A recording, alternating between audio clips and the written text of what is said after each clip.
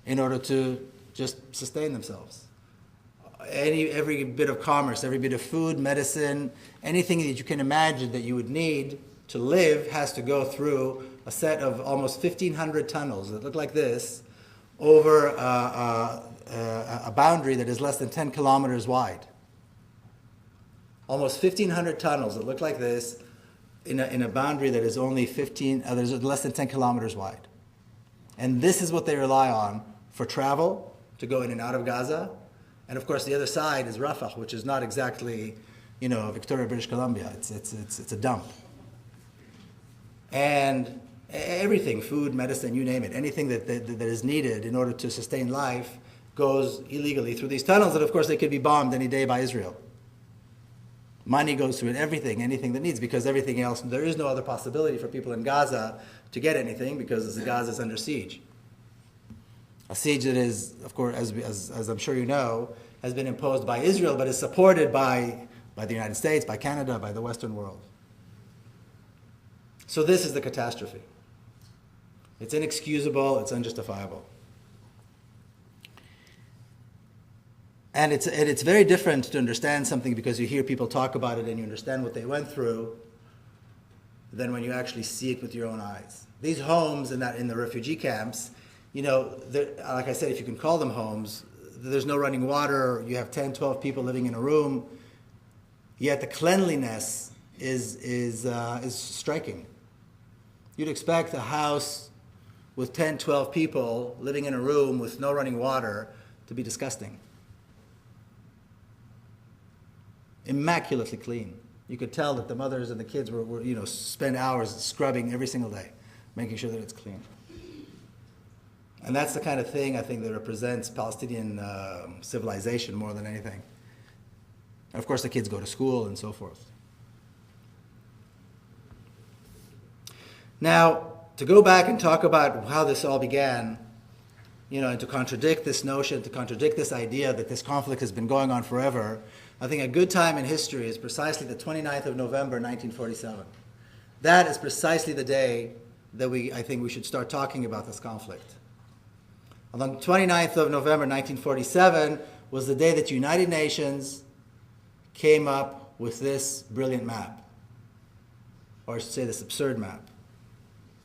And if you look at it, if you know nothing about the conflict, if you know nothing about the issue, just imagine what it would be like to go on the ground and try to actually mark this map on the ground, mark the boundaries, if it's not the most absurd creation that anybody has ever come up with. But besides that, besides the fact that it looks absurd, the United Nations, when they accepted this resolution, the partition resolution, they decided that they were going to give the larger portion of Palestine, a country that has been an Arab country for 1,500 years, they were going to cut it up and give the larger portion to a small community of Jewish immigrants that numbered less than 500,000 people. And they were going to leave the native community, the Palestinians who were there, some 1.5 million people, with a smaller portion of the country. And this was the United Nations way of resolving the Israeli-Palestinian question in 1947, by cutting up the country, giving the larger portion to a small group of immigrants, and leaving the natives with a smaller portion. Now, to this day, one of the arguments that's being made against the Palestinians is that because they did not accept the resolution, this resolution, all of this is their fault. They should have accepted the partition resolution. Who in their right mind would accept something like this? Why should they have accepted this? It's one of the most absurd claims that you ever hear about this issue. The Palestinians should have accepted the fact that the United Nations, who had nothing to say about this, this was their country, this was the Palestinians' country, came, cut it up, and gave the larger portion to a small group of Jewish immigrants. And of course, this map didn't last a single day. And I don't think anybody accepted it to last a single day. Because immediately after that, what we call the War of Independence began, the War of 1948. Now, what's interesting here, this is the place where the two narratives go in opposite directions.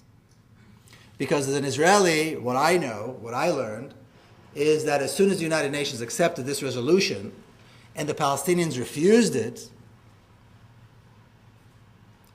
Now, we don't say Palestinians, we say the Arabs refused it, because in Zionist language we don't say Palestinians, we say the Arabs. The Arabs refused it.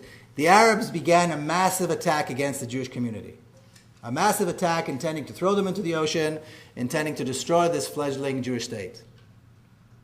And miraculously, within 12 months, because we held the moral high ground, and because we're culturally superior, and because we had a better, stronger, even though smaller unit, military force, and because we are the descendants of King David who beat Goliath, and we are the descendants of the Maccabees who beat the Greeks, and so on and so forth, we were able to defeat the armies, the Arab armies, and not only prevail, but conquer almost the entire country, and send those Arab armies back home. Now, this is a wonderful story when you're a child, because it fits the myth. It fits this David and Goliath story. It fits the Maccabee story. Now, of course, my father being an officer in this new Maccabee story, it's a wonderful story to know. It's a wonderful story to grow up with. But it's not true.